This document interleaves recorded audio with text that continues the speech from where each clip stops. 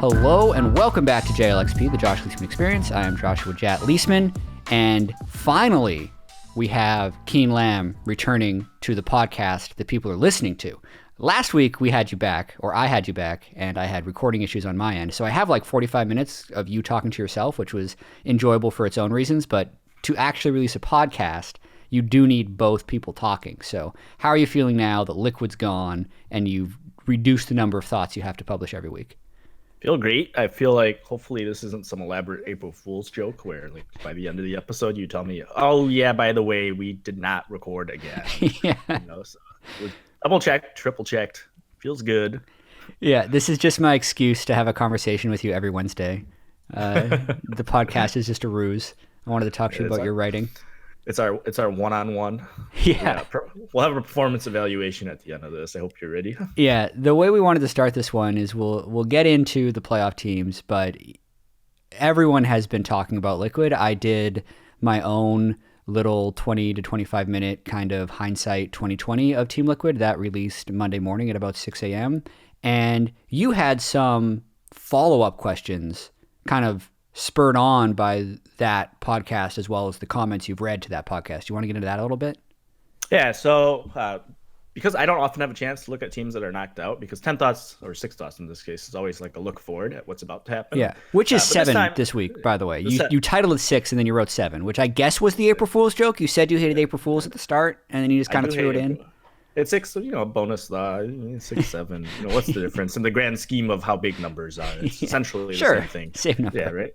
So one of the comments I thought was interesting, because I don't have a chance to talk about these teams, is looking back on Liquid, and of course I wanted to talk to them about them at least a little bit, just because that's probably the biggest storyline already. Like no matter what happens the rest of the split, like Liquid being knocked out and not making playoffs is probably still just going to be the biggest storyline, no matter what happens from here on out. And one of the comments I saw that you didn't get a chance to touch on was I want to say it was a YouTube comment brought up how Team Liquid basically, like Steve basically bought 4 championships. And I was kind of curious, do you feel like, and this kind of touches on some of the things I talked about, like what does it mean to build a team? We saw Cloud9 put together a team that I don't think anybody would have called a super team before the spring split, but going into summer, you might now call them a super team. Team Liquid, you might still call a super team going into summer. Right. So I'm kind of curious, is it fair? Do you think it's fair to say like Liquid bought 4 championships? Like, and this has been a narrative for multiple splits now. Yeah. Now that we're at this point, do we kind of like, how do we look at that? Yeah, I think it's interesting because I think it's foolish to say that the amount that they were paying their players had nothing to do with them winning 4 titles. Because when franchising started, they swapped out their whole roster. I think they bought like 8 or 9 players and then traded off the ones they didn't need. So they were just accumulating as many assets as possible. And I think the question would also extend to like the late 90s Yankees, when they were actually astronomically higher payroll than basically everyone else in the majors, because it's a non-salary capped league. And I don't even know if they had a real luxury tax back then in Major League Baseball. So like, did they buy their titles? Kind of, right? It was a factor, but you obviously need more than just the amount of money to buy whoever you think is best. You still have to identify the best players that you're able to reach. Like, I feel like if Steve actually had infinite money, then he would have bought Faker, right? Like, he might have tried. We don't know. I'm sure he tried, but like I feel like the offer that SKT gave him, T1, if we've heard rumors about like, oh yeah, he's going to have a senior management position in the company for the rest of his life, and like all these other crazy things that T1 was able to offer him. So like, yeah, it's going to be a part of it whenever you're so publicly the highest paid team in the league. And even 2 years ago, they were even leaning into it. They've kind of moved away from that recently, where Steve was making these videos of just like paid by Steve, and he was leaning into the meme, and he was, flashing $100 bills and all this stuff. It's not a good look if you ever lose. And I think that's why they've tried to move away from that branding. But I think it's a large part of why they were successful, but that's not necessarily a bad thing. Being able to pay your players large amounts of money in esports is part of the game. Like, it's part of the competition of being an owner in an org. What do you think about it? I think I mostly agree with you. I'm a little curious because when I look back at the payroll and you look back at their 2018 spring split, they brought in 3 players from Immortals who just made Worlds. So it was Hmm. Ole, Xmithy, And Cody and Sun. Cody Sun. Wait, It was was Cody Cody. Sun? It was Yeah, Cody it Sun they was brought Cody. Oh, back, and then they traded yeah, yeah. him, and they also brought Okay. in Poe Belter, who was on the Immortals team. Oh, Paul Belcher, yes. Yeah. So they brought back the gang for a little bit, and then they Hmm. added Impact, they added Double Lift eventually, and looking at that roster, like I don't think most of us like we thought they'd be good. I don't think we thought they'd be 4 splits in a row championship good. Hmm. And I like that wasn't a roster that you put together. And I sat there and I was like, oh yeah, like Steve totally like busted out the wallet and like totally just went out and got the S class team here, right? Yeah. Like that wasn't that roster to me. So I feel like Yep. that part of it's a little bit of a wash. Like it's not the same Yeah. as some of the other super teams we've seen in history, where like when TSM added like Yellow Star, for example, it was just it didn't quite have that same level of bang. We've seen like SKT put together huge looking Yeah. super teams that didn't quite pan out. We saw KT Rolster put together a team Well, that never ended even up. yeah, even your 2018 example of when the TL roster got put together, that exact split, Reggie talked about how he doubled his budget Mhm. because he went all out and bought Sven and Mithy from EU, and that was his big like super team buy. So Yeah. yeah, I just wanted to throw that in there. You can continue. So definitely like in hindsight, very good team. The money was definitely worth it, but I feel like they got great value in that one. Mm, Considering like I don't think they paid as much as they did, but like nobody got a $2.3 million contract on that, or maybe if they mm, did, like it wasn't everybody. mm-hmm, mm-hmm. And 2019, maybe you can make the case when they went out and got Jensen and added Core JJ. I think that was when you can start making the case. Oh, they bought 2 more championships. And I think perhaps that's fair, but I also feel like even if they hadn't done that, Liquid was still a favorite to win splits in 2019, even if they kept Paul Belter and kept Ole. Yeah, So I don't know if I fully buy into the narrative that Team Liquid bought their championships. I think they yeah. bought Double Lift, and maybe that counts Mm. as buying your championship. And that's but it's like most people when TSM got rid of Double Lift, I like TSM fans might like shake their heads and like lie about it now, but most of them were like, "Oh hell yeah, we got Sven Mithy." Sorry, Yep. Peter. Like they were super pumped to move Mm-hmm. on from Mm-hmm. that. Even if like I think there was a lot of bittersweet feels, but nobody was sitting there and be like, "Oh yeah, we're screwed now because we traded Double Lift away." Yeah. Of course, they ended up being screwed. Team Liquid won the next 4 championships, but I think there's a lot of hindsight that we play into this. I think that's something Yep. you were addressing as well on the previous podcast. Is we look back and we color it a little differently Yep. because like a lot of things have changed because they've lost, right? Yep, I think so. And I think to kind of wrap up that super team tag is it's a really murky tag. I feel like the only time you really have a super team is when everyone thinks you just have the best player in every role. Mm-hmm. That is what I think is going to end up happening with C9 this split. But it's not like they assembled a super team. They like grew the best team because they Yeah. developed talent and they brought in new players. Team Liquid was very close. Coming into literally the 2020 spring split, on paper, you could make arguments that they had best in class at nearly, if not every role. Yeah.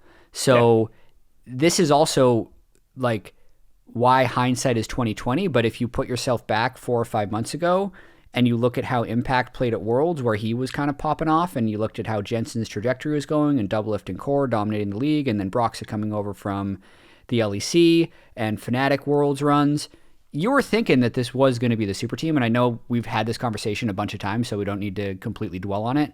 But yeah, I think it's a thing that is often attempted to do. So it is clearly not as simple as just spending a bunch of money to win titles. Is how I'll answer your initial question and kind of move on to the next thing. You know? Yeah, no, I agree with that. And it's like it was four first team all pro players from summer, and then they had Broxa in the Yeah. one position that they didn't have the first team all pro, and next month he was still second team last split. Mm-hmm. So you figure like definitely super team material. I'm kind of curious as we push and look forward to Cloud9 then, and this is the last bit on Liquid is because Cloud9 looks so dominant. Mm-hmm. I was thinking about this, and if you give me a best of 5 series, the part of this is not bias. Yeah. I think I'd still take Team Liquid as like most likely team to beat them in a best of 5, even though they like literally can't happen anymore. Yeah. Is that would you take anybody over Team Liquid at a best of 5. I don't think that's completely a crazy thought, considering how competitive that final regular season game was, and knowing the track record of all the Team Liquid players, which is why I think C9 was so satisfied to beat them. And I think that speaks to how far ahead of the field Cloud9 has completely been. I think right now, just because I have put my eggs in the Team Liquid basket so many weeks this split, saying that they would be fine and that they failed, I'm just going to stop doing it for a while. So I'll actually say I would rather take EG or TSM as higher chance to beat Cloud9 in the best of 5 than Team Liquid right now. Wow, you've moved on. What is this stage? I know. It's like it's acceptance. I think it's acceptance, and also the fact that we're not going to see the Team Liquid C9 best of 5. So there's no way I'm proven wrong in this. I can just move on.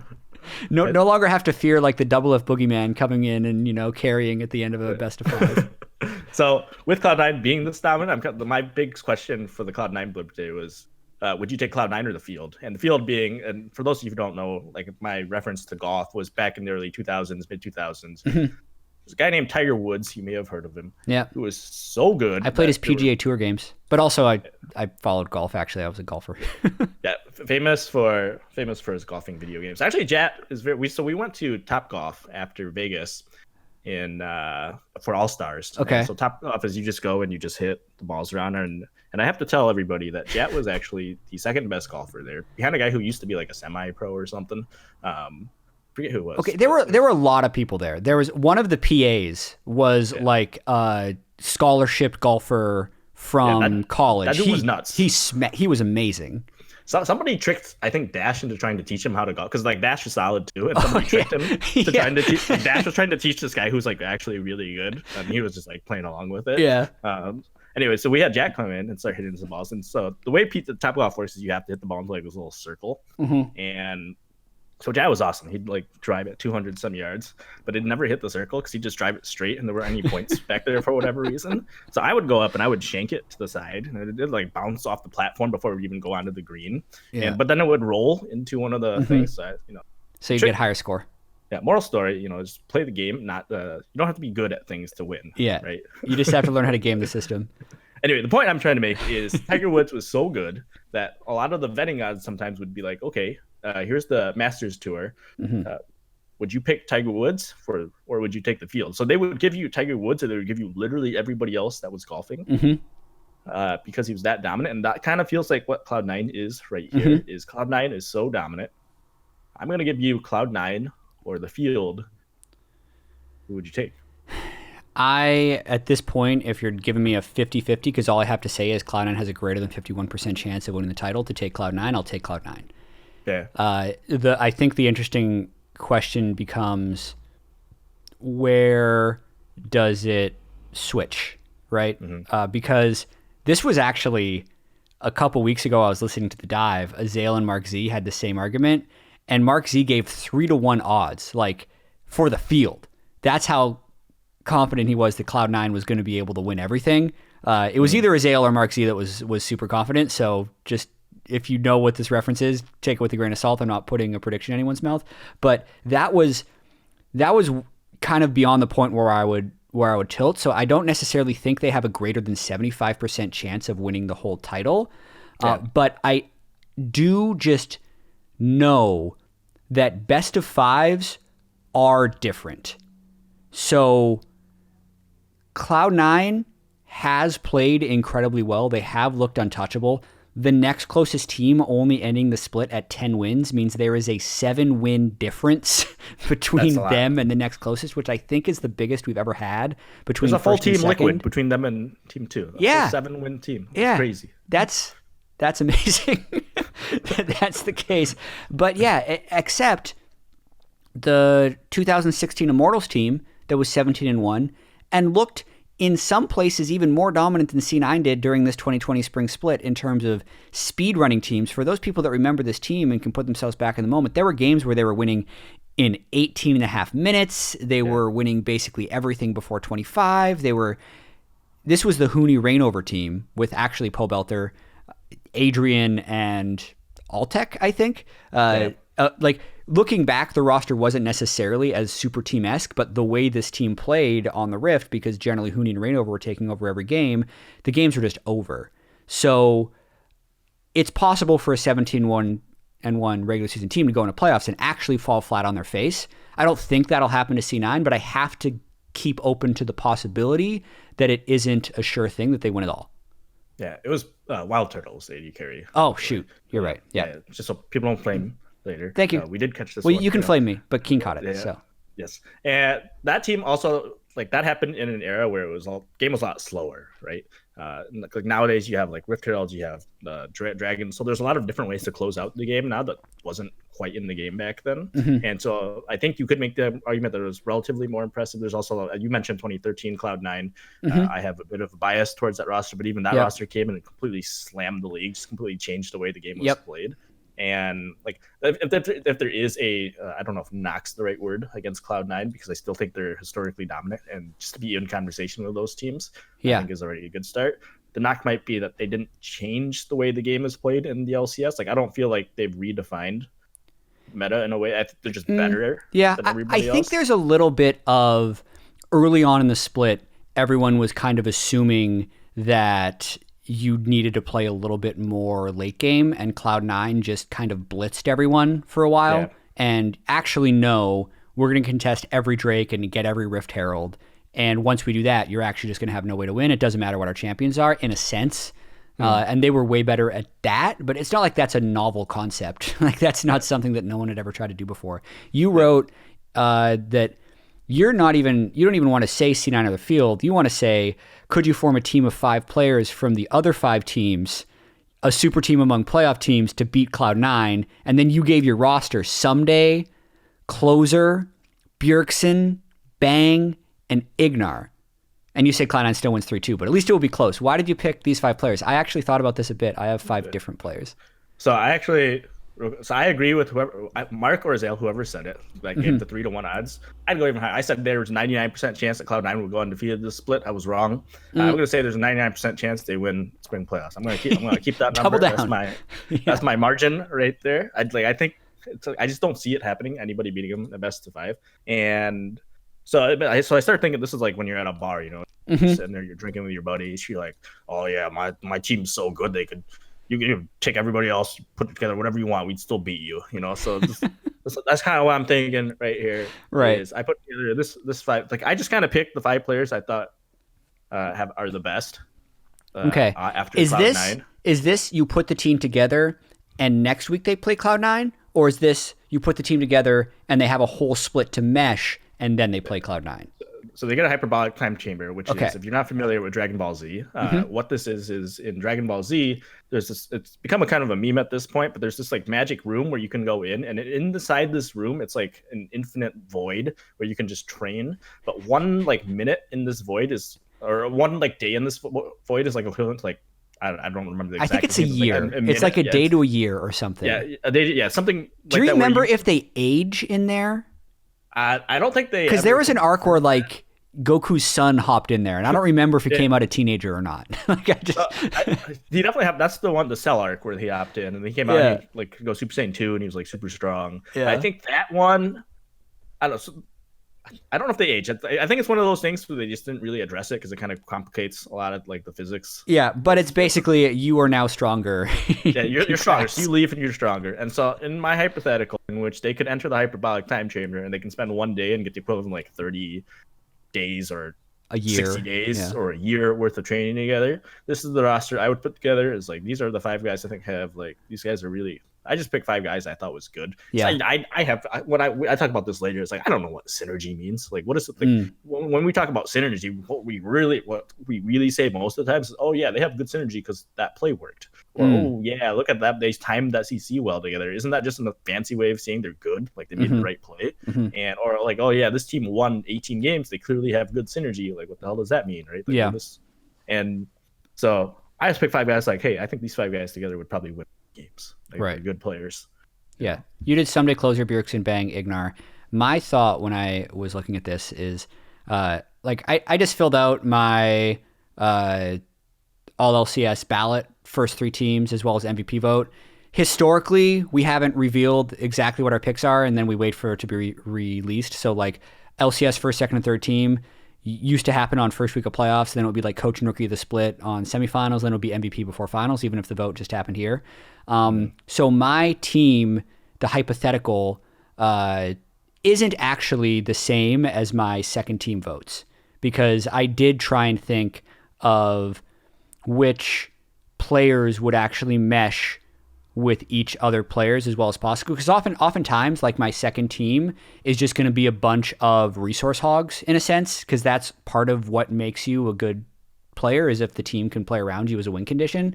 So the team that actually looked, this is maybe a bit of a cheating answer, the second place team, Evil Geniuses, have looked really good recently, because Svenskeren and Zazel bring over their game understanding and synergy from Cloud9, and I feel like they've kind of recaptured that. Bang and Zazel have proven to be well-matched laners somehow, right? Like, they're not looking to slam lane, but they're kind of winning lane enough, and then Bang is really impactful in the game. Jizuke has returned to super strong split pushing, and even his last week, one of the most Jizuke plays ever was his Malzahar split push, where he like was bot lane and then teleported to top lane to push the turret, and then like really funny. Then like a minute later, he was in the other team's fountain and nearly killed the Zoe. It's like, wow, he just generated so much pressure. He just bought gold for the rest of the team, because he opens up this space for people to farm. So I actually take those 4 from EG and put Someday in the top lane. And I think that team has the best chance of beating Cloud9, because switch out Kumo for Someday, and EG seems to be working so well as this 4-man unit where Kumo just plays weak side. Yeah. Someday can play weak side better than anyone, I think, at this point. Because it seems like all the 100 Thieves games, when he's successful, is him kind of doing his own thing, and the rest of 100 Thieves doing the other 4, or the other 4 playing the rest of the map. So that is my highest chance to beat C9, and I still think C9 would win. You're not worried about the jungle matchup? I think Blabber was up like 4 levels at one point on Sven last match, where he just like had a huge lead on Sven. You don't think that would be replicated? I mean, it's possible. Like, I think Svenskeren, given enough reps in a best of 5 with his experience, isn't going to be 3 or 4 levels down on Blabber every game. That's fair. He's going to be able to adapt, is what I think. I think that's a good way of looking at it. You know, again, I think in either case, we still take Cloud9, which speaks to how like here's the dream team we can put together, and we're still gonna take Cloud9.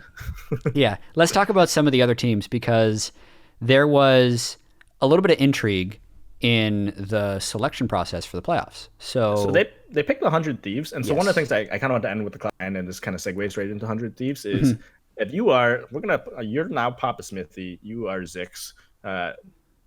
If I were to tell you, to give you have 5 minutes or whatever to sit in front of the 100 Thieves and talk about your game plan for beating Cloud9. What is your game plan for beating Cloud9 as the 100 Thieves? Oh man. So there's this actually, do you remember when we did the game show weekend? Yes. This week in LCS, and we were doing the Family Feud thing, and I think someone was saying, like, what are TSM's win conditions for beating C9? And we were just, like, all thinking about these, like, oh, yeah, get Bjergsen ahead, maybe Broken Blade carry, just, like, jungle difference. And the overwhelming number 1 answer was just tilt them. And, like, because people didn't actually have a real answer on how to beat C9, at least the fans that we asked. Apparently, they kind of like, I asked the producers afterwards, they kind of paraphrased it to don't tilt them, because a lot of people just answered they don't. And, like, they didn't want to put that as the number 1 answer. But thinking more realistically about how 100 Thieves would beat C9, and I don't think you reinvent the wheel by any means.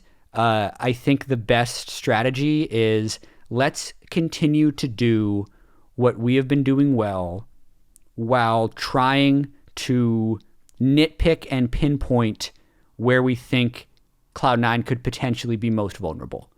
And those are very general terms, and I don't know if I can get super specific, so because I'm just kind of going off the top of my head here. But the things that 100 Thieves have been doing very well is they're picking cohesive 5v5 team fighting comps, and they're finding ways to get those later in the game. You saw this even in the very last game of the split against CLG, where CLG was picking that full split push like Echo Camille, and then they just had like Sejuani.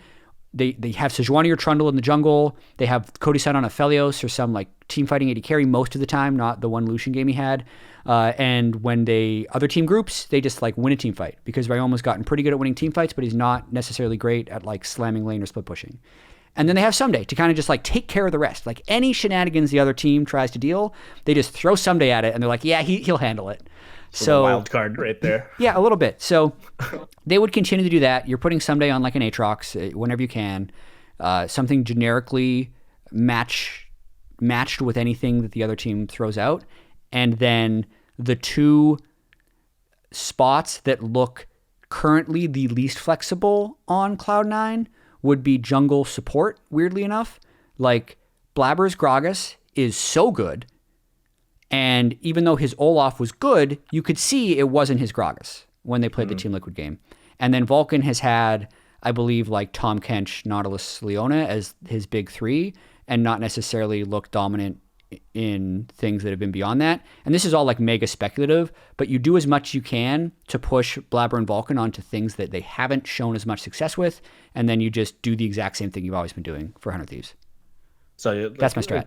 So if you go into like pick ban, would you like the first game say, okay, we're just gonna ban a bunch of junglers here, and if this doesn't, maybe game 2 we ban a bunch of supports? Is that like maybe is that one approach to it, or would you try, like, 'cause it's kind of hard to get both necessarily in the first rotation, right? Yeah, that is true. Like, the other thing they could do is they could say, okay, we're going to give him Tom Kench, but we're going to prepare Ziggs or Zyra or something, because we know that they'll jump on Tom Kench, and then you ban junglers. So you try and get them on Tom Kench with a weird jungler they're not used to, and then you pick a range support and you match the jungler with Trundle. Would be like potentially a pick ban thing.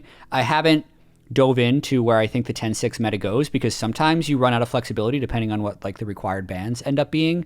Whether or not it's like maybe Callista is just mega OP and that changes something, which it kind of feels like she is, but I just haven't done that like level of deep analysis yet.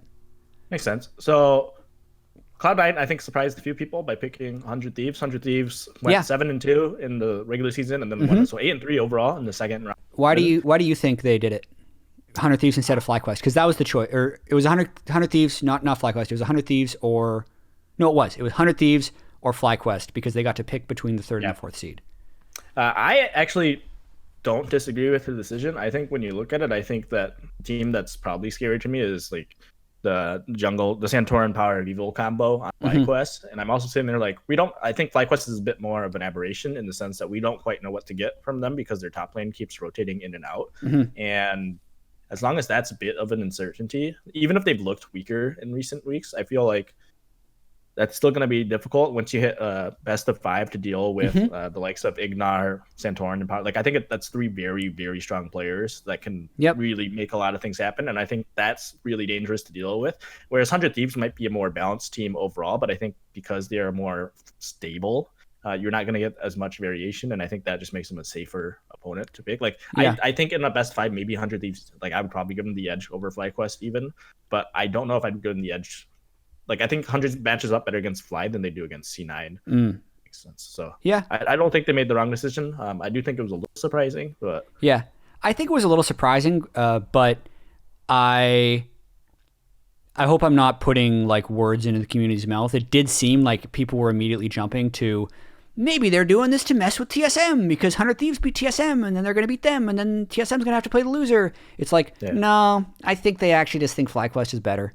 Like, it's really not a stretch to think that that's what C9 thinks, where for most of the split, they have been scrimming basically all the teams in the league. They've played against both of these teams twice. They can do their own evaluation.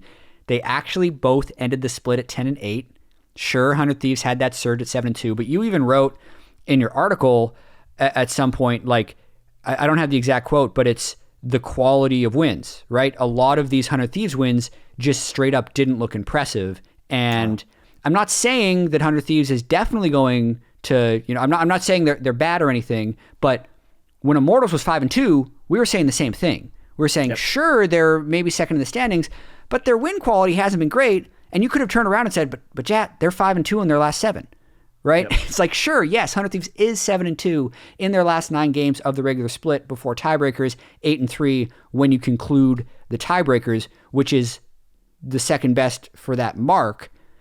But their win quality was low. Even the win against TSM, like I'm probably going to end up rewatching that game because I think there's a really good chance we're going to get 100 Thieves versus TSM on either the Tuesday or Wednesday, because that's the way the playoff schedule is. Since we missed that 1 week due to canceled LCS, the second round of the playoffs is basically getting played in the middle of the week. So we're going to have the first round on Saturday, Sunday, and then there's going to be like a day off, and then Tuesday, Wednesday, I believe, will be the next round of spring playoffs. And the loser of the C9 100 Thieves game will jump down to the loser's bracket and play TSM. Yeah, that'll be on Leaguepedia. Yeah, Tuesday will be the Golden Guardians game, and Wednesday will be the TSM game in terms of loser's bracket for the people that are wondering about the schedule. So, yeah, in closing, I think FlyQuest, when you look at the whole split, actually has a stronger argument for being better than 100 Thieves, which is why I think C9 picked them. I don't think they're playing funny business. I think they're just trying to maximize their chances. I think that's a good point. My solution is much simpler than yours. I would sub in Nade Chat and convince Cloud9 to play instead of League of Legends. And that's how 100 Thieves is going to win this. Sorry, I think that was a joke, but your mic cut out, maybe because of your sensitivity or something. Well, my solution is much simpler, which is I would sub Nade Shot in. Yeah. And I would convince Cloud9 to play Call of Duty. I think that's the easiest path to victory here.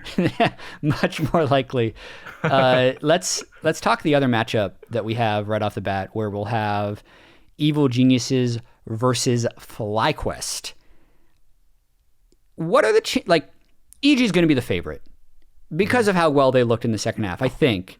But what are some of the paths to victory for FlyQuest? Because this EG second best team thing is definitely a little bit of what have you done for me lately, for sure. Because actually they did both end the season 10-8, and it wasn't until the tiebreakers that we resolved 2nd through 4th. So what are your thoughts on that matchup?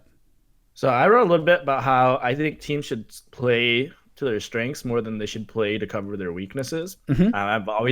I'm always been a proponent of just cut off your weakest limb, just let that die, and just hope the rest of it can carry you. And it's like when you're playing solo queue games. You're a jungler, so I don't know how, but you've played before. Yeah. I hate it when my jungler goes to gank for the losing lane on my team, because my thought process is, look, this guy clearly is not good, or they're not having a good game. Why are you ganking for this? Like, even if you give them the resources to even them up lane, they're not going to carry you because they're not good enough to carry you. It's like, especially the autofill players where they're autofilled top, for example. Top, I've played top a lot. If you have an autofill top laner, you should not ever gank for that top laner because they are not going to carry the game for you. You should always, in my opinion, I don't know how you approach this as a jungler, but my opinion of junglers is they should always camp my lane, of course. But beyond my lane, they should just look up, hey, who on this team is actually the best player? Like, they have level 7 mastery on the champion. They have a high win rate. Who's the person that's most likely going to carry? And I would camp the shit out of that lane, give them resources, and we're going to live or die by that sword. And if I am FlyQuest, my best player is by far Power of Evil. And if I am Santorin, I say, hey, Solo or Viper, whoever is up there, you're going to have a rough time. We're going to leave you up there. But it's against Kumo. He shouldn't be able to punish you that hard. We're just going to completely ignore top lane. I'm going to camp the shit out of mid. And if we can get mid ahead, then we... That's 100% how I would play this game. And it kind of feels like in the last couple of weeks, they've almost been, I don't know if over-focusing on top lane's the right thing, but it seems like there's... between rotating players in and out, I think they're just thinking too much about their top lane and not thinking enough about, hey, where are we still strong? And they should just play to their strengths, which is their bot side. And I think they need to get back to playing around PoE 100%. And I do think it was weird that they swapped Viper back in for Solo after Solo had, I believe, gotten a solo kill on Impact during the TL game, and then Viper came in and looked underwhelming again. That's got to be one of those synergy things, or maybe they just weren't getting along or something, because just based on what we've seen from an observer, Solo would be better up there. And I completely agree with you in terms of jungler solo queue mentality, and I actually said this back when I was a pro player. This was like my number one tip to junglers is just don't gank losing lanes. There are definitely cases where sure you can relieve pressure and it's like you can do these clever things and you can feel really good about and feel like this elite player, or you can just win the game by ganking for the strong person and you don't have to be clever. So that's still mostly true. But what I will say is individuals in pro play and even in like low diamond solo queue now have gotten so much better at freezing lanes. And there is an element where if the weak link is getting a lane frozen and you don't help, that can also just lose you the game, which like makes me depressed to say, because it's like giving credence to these people who are down. Like if someone is down 120 to 50 CS, it's because the lane was frozen at like, 60 to 40, and then nothing was done to help. So that's the case where you do have to help, and that's the situation that FlyQuest like needs to avoid. But it's also a situation where like, yeah, Santorin's going to have to go up there because he doesn't want to give over 2.5 kills worth of CS to the other top laner, right? Sometimes it might be okay though, right? Like I always say, like if you shit at top, just pick like Malphite. It doesn't matter how much farm you have as long as you can press R. And so it's like if it's like a tank versus tank matchup, it actually doesn't like matter. Like even if it's up 70 CS, yeah, he's gonna be a lot tankier. He's gonna be a lot more effective in fights. But it's not the same as like if it's a Fiora or something, then I think you have to go up and like you have to. Stop speaking of solo queue, usually you're just telling that guy sorry, and if he flames you, you're muting. Like that's basically your only play. if you're nice, you'll drop a ward up there, and that's about it. Because half the time, and I actually, I'm gonna do this once because I usually hate it when other people tell their solo queue stories, because to them it's the most important story ever, but to the person listening they're just like, yeah, okay, and they just like smile and nod and then they walk back to their desk. But yeah, I had that situation where I was trying to break the freeze on a guy and I went in to just like apply pressure and he just backed up when I went in and he was like, you should have came earlier, it was too late. And I'm like, dude, I'm here now. And that actually just tilted me. I had to stop playing for the next few hours. Is your name in game like clearly you? Like do people know it's you? Or... No. So you have an obscure game? Yeah. I generally don't want people to know when I'm solo queuing because I'm trying to get that true experience. Yeah, I mean that's why I had to remove the Riot tag from my name. I remember I played the game. Like this dude was like 16-1. He hard carried me, and afterward he said it was the most intense game he's ever played because he felt so nervous having a rider on his team. And I was like, oh man, I don't want that. I'm just gonna remove like people always gank the shit out of you if you have Riot in your name as well. But I hate having that extra attention as well. Yeah, it was actually a I think at least for me, like it's probably more of a benefit than a detriment, but it also puts more pressure on me because like if Jat feeds in a game, that's different than just like random jungler number 274 feeding in your game. And back in the day, I think it definitely helped me. And this is when I also felt I was better because like, for instance, your reputation mattered before we had position select. So if I actually wanted to play jungle and be like, oh yeah, it's Jat. Like, let's let him jungle. He's the jungler. Because I used to be like an actually really good jungler. So I could get my role by being on a recognizable name. Otherwise, you're doing that stupid thing of like, let me jungle. I swear my other account is high ranked. Like, it just doesn't work. You start linking. You have the copy paste ready. But you have to tell the team. Yeah, but because now I'm like a D4, D3 person, like maybe if I get back to Diamond 1 or something, I'll switch my name back and start being proud of my rank. But for now I'm a miscellaneous jungler. Anyway, he could be anybody. You load in the game, you see that guy named Dankweed420. That could be Jet. I mean, I did post a snippet of my op.gg on one of my accounts where I was trying to learn Karthus, and I did it during Wiggly's Karthus game. I have like an 18% ranked win rate on Karthus, but like an 80% on a Mumu. And a bunch of people thought it was Wiggly, and it ended up being Flame. But it was meant to flame me because my Karthus is bad. Anyway. Enough about my solo queue adventures. The FlyQuest EG game, I do think this is actually a very compelling matchup to the things that you've spoken about, where when FlyQuest in a best of 5 is able to more adequately focus on specific things, and if they can actually get PoE, Santorin, Ignar, that trinity kind of back online, where Ignar is able to make engages and Santorin's able to pressure the jungle, and then PoE can carry, that can shut down Jizuke. And I feel like if Jizuke is shut down, EG no longer works. So this is actually, I think, a really big mid lane point of focus to determine who's better in this series. Yeah, like I said, I think EG looks disastrous when Jizuki doesn't have a good game. So I don't know, it's just interesting. They play very different. Like their core play very different. Both of them are weak top sides at the moment. But the other 4 play the game pretty differently. So I'm really excited to see this one pan out. I think this is a really, really good matchup. Like I think 100 Thieves would be a really difficult matchup for either of them because someday exists. And so I'm kind of glad we get this FlyQuest versus EG matchup where it'll be interesting to see how the two clash into each other. Who's your winner? So I've been on FlyQuest for most of the split. You have been, yeah. And it's paid off in a lot of ways. They're fourth. I kept their stock the whole split, mostly because I was lazy and didn't feel like sitting down and changing it. I don't know how that ended up panning out. I think I probably went positive. Probably.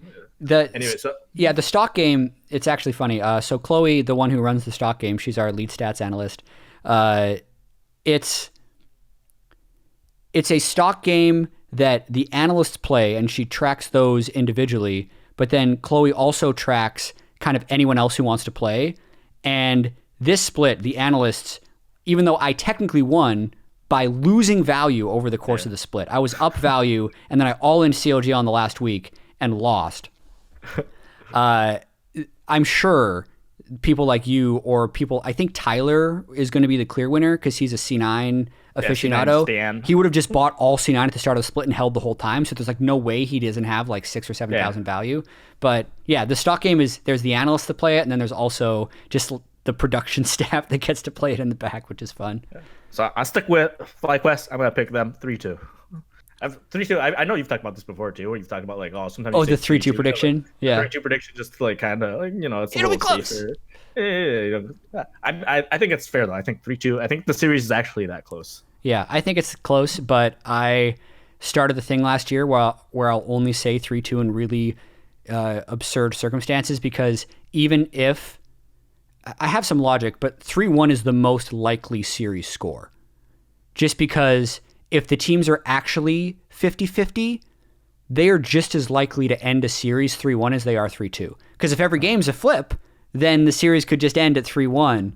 But if a team is actually better, then also it's more likely to be 3-1. Is that statistically true that 3-1 is statistically high? Most likely, should we tag Chloe in? So I checked this years ago, just off of a hodgepodge of series, and yes, there were more 3-1s than there were 3-0s or 3-2s. So I'm going to say EG 3-1. Okay. Because I think they're a little bit better. Yeah. Let's touch on Golden Guardians and TSM to wrap up, because these teams will be playing Tuesday and Wednesday, and I think I'll slip in another podcast to talk about those matchups once we have them. We think it's going to be TSM versus 100 Thieves. We obviously have different thoughts about who's going to be matching up against Golden Guardians, but specifically, two teams that are both shocking to see in the lower bracket of our playoffs. TSM, because, as you wrote, it felt like at any moment they were going to prove themselves as the number 2 team in the league. Now they're 5th, and they've lost their safety net in terms of playoffs. And Golden Guardians are actually in playoffs after being 6-10, and they've created themselves at least an extra week of League of Legends. So let's actually start with Golden Guardians, because that's wild. We haven't talked about this team in a month because we thought they were dead in the water. What happened? I don't know. That Ziggs pick was awesome, though. Watching the Hui Ziggs support come up and just take every turret, I thought that was real. I don't know if we've seen Ziggs played before, so I don't know if I'd call it innovative, but it was definitely cool to see in like a support role from a former mid laner in like a really important game for them. It was shout out to the dudes. I thought it was a really great run. And like I said, I think they've already shattered my expectations. So anything they do at this point is kind of the cherry on top. And again, I'm going to continue doubting them because apparently that's better for them. I just don't, and I feel like they'll probably get knocked out by whoever gets strapped down. It's likely. It seems like this is going to be the eventual end of their run, but so obviously every time you talk to a team, you have to take it with just this mega grain of salt, because everyone's scrims are going well and everyone's about to turn the corner. But from what I'd heard from Golden Guardians is that even early on in the split, they were able to have good games where they felt like they were the better team against everyone except C9, and they just were unable to transfer that to stage. And a lot of that was team communication wasn't transferring onto stage, and that manifests a little bit in all the isolated deaths we were seeing. So there is a world where this team has been able to rectify some of that issue now that Huhi is a little bit more comfortable in the team, and maybe they ended up being one of the bigger beneficiaries of LCS Online. Yeah, I mean, Scrim God Golden Glue gets to play from the comfort of his own home. Yeah, he looked miserable in week 8, just memed to hell for being Scrim. Like, oh, this is the Scrim God we've always heard about. He's going like 0-6. Whereas last week he actually looked good again. So we know Closer is good. We know everyone underestimates this team. And we know at least they say they've been able to play everyone tight who's not C9. So while I agree they should be considered underdogs, it is actually not unthinkable to me, considering they just 3-0'd a week, that they could win 3 out of 5 games over, let's say, a FlyQuest, if FlyQuest ends up getting swept by EG literally 2 or 3 days before they have to go up against Golden Guardians. I could see Golden Guardians winning that, is what I'm saying. Yeah. So I can buy into that. I'm curious. One thing, I've been really high and close from your perspective as a jungler and an analyst. You happen to have good insight onto junglers.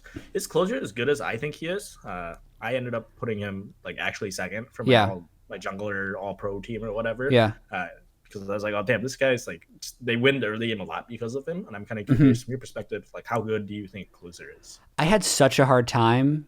Jungle was probably my most difficult position to rank on my thing, because I put Blabber 1, and then I had 4 junglers that I wanted to put second, because I had Santorin, Meteos, Dardoch, and Closer, and I ended up kind of just copping out a little bit and putting not Closer and Dardoch because their teams finished 5th and 6th.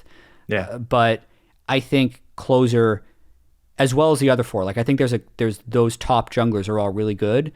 I think Closer is actually really good, but I am still a little uncertain just because of how inconsistent the team ends up being and how completely linked junglers end up being to the rest of the team. But from what I've seen in just his mechanics are actually really good in terms of which champions he plays, which isn't necessarily a skill you see in all junglers.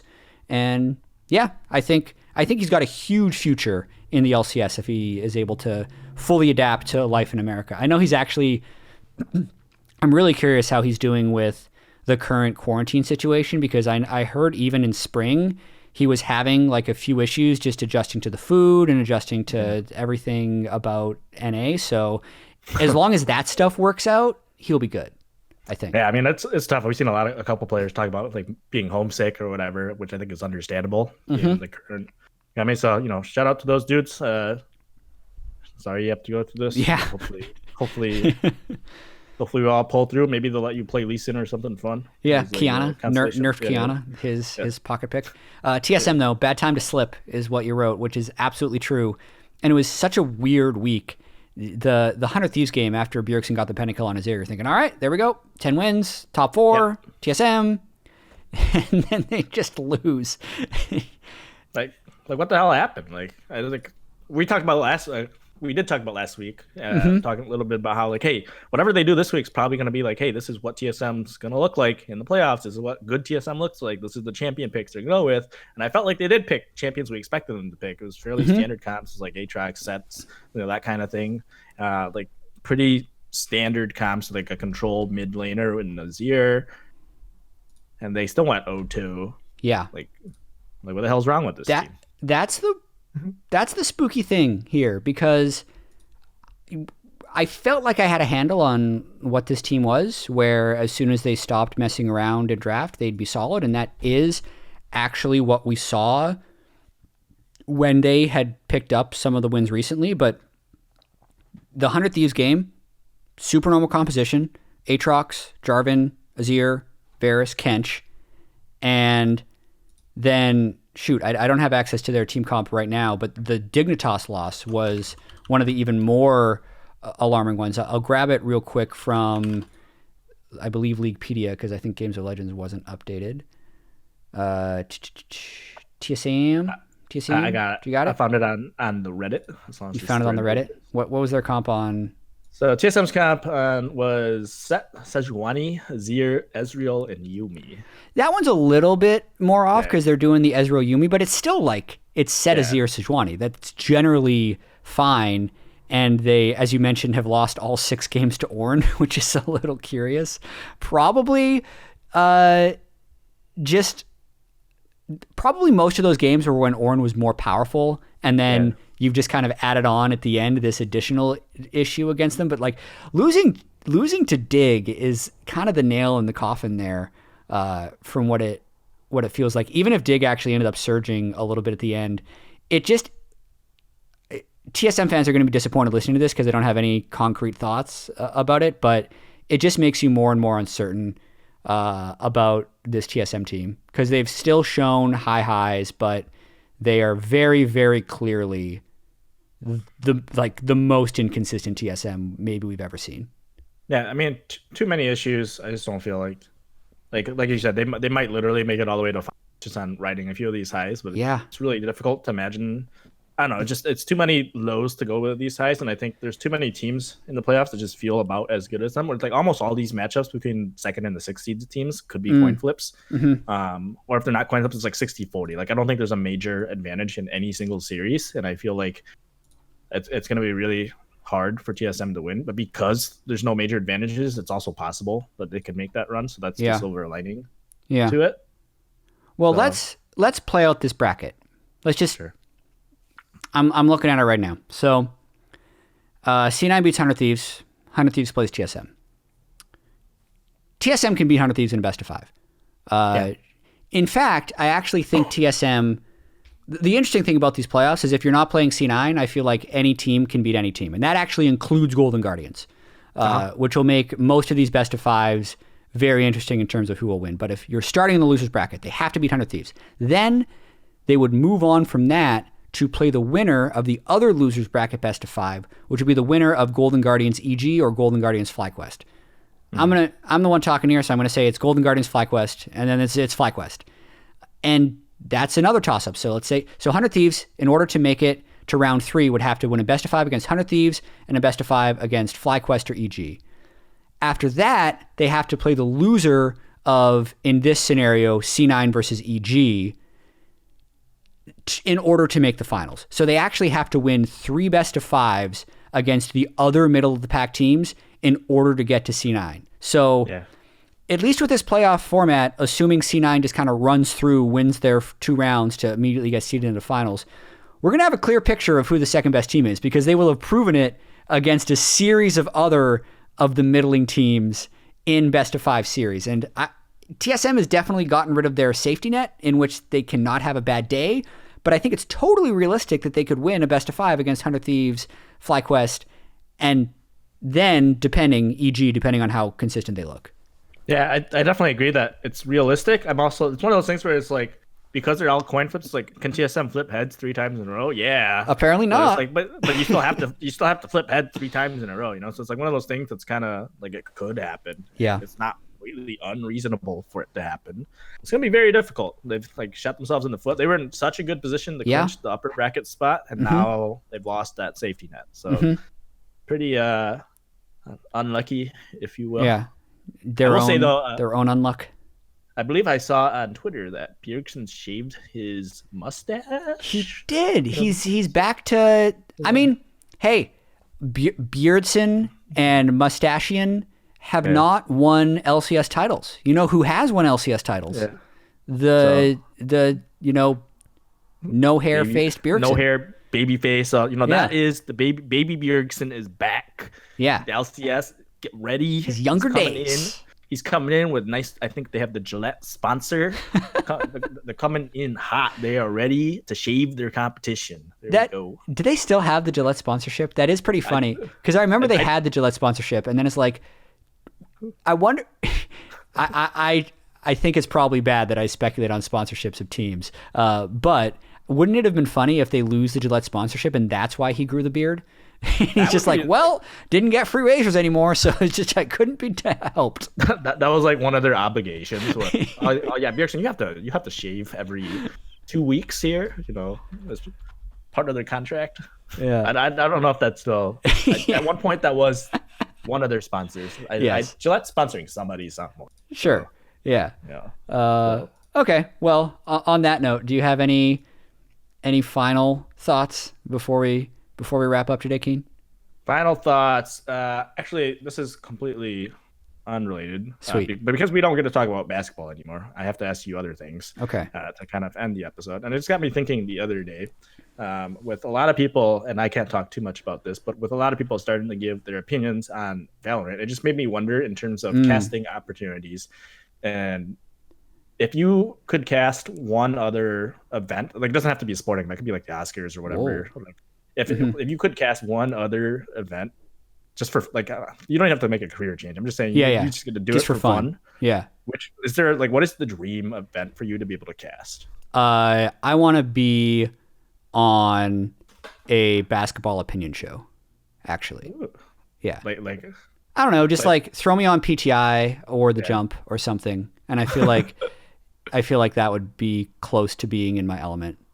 Just like get to argue about like current events in like basketball. Yeah, exactly. Yeah. Or even just current sporting events, like quick 1:30 to 2 minute takes about just like the big sports stories would be really, really fun. Yeah. And then we start going down to other esports, but I'm not going to get into that right now. Because like the other sports content I consume beyond the League of Legends podcasts, at least when the NBA is going on, is like Bill Simmons podcast and the Jump and PTI. Those are like my 3 shows. So the dream would be that I get to guest on one of those shows at some point. I hope your dream comes true at some point. We'll see. I got to be on Sports Nation back in 2017. Last time Worlds was in the US, 2016. That was sweet. Yeah. It was. It was fun. The more we talk about the basketball, the higher your chances are. So if you are listening for whatever reason, Bill Simmons, please reach out to I don't know what our media at riotgames.com, something like that. Yeah. The Ringer Podcast Network. Hello. There you go. Yeah. All right. Thanks, Kien. And I'm 90% sure this one recorded. I'll let you know shortly if everything is good. And looking forward to this weekend. I'll see you next time. Thanks for joining me. See you next time. All right. See you.